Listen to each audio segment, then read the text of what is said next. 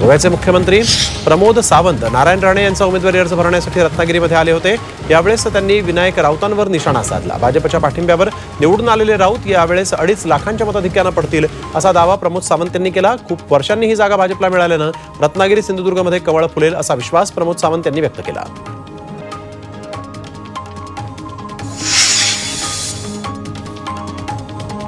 शिवसेना उद्धव बाळासाहेब ठाकरे विरुद्ध राणे कुटुंबीय अशीच लढत असल्याचं वक्तव्य विनायक राऊत यांनी केलं।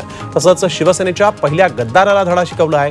निवडणूक वन साइड होणार आहे, त्यामुळे आपला 2.5 लाखांनी विजय होईल असा विश्वासही त्यांनी व्यक्त केला आहे।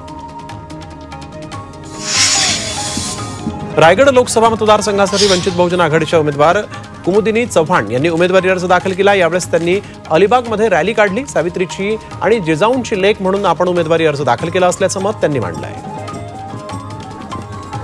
अमृत नोनी गॅस्ट्रिन, अपचन, ऍसिडिटी, गॅस्ट्रबल ह्यापैकी तुम्हाला कुठलाही गॅस्ट्रिक प्रॉब्लेम झाला, उपाय एकच, अमृत नोनी गॅस्ट्रिन। शिर्डी लोकसभेसाठी शिवसेना उद्धव ठाकरे गटाकडून भाऊसाहेब वागचौरेंनी उमेदवारी अर्ज दाखल केला। यावेळेस आदित्य ठाकरे, बाळासाहेब थोरात, शंकरराव गडाख हे उपस्थित होते। वागचौरेंच्या प्रचारासाठी आदित्य ठाकरेंच्या उपस्थितीत रोड शोही आयोजित करण्यात आला।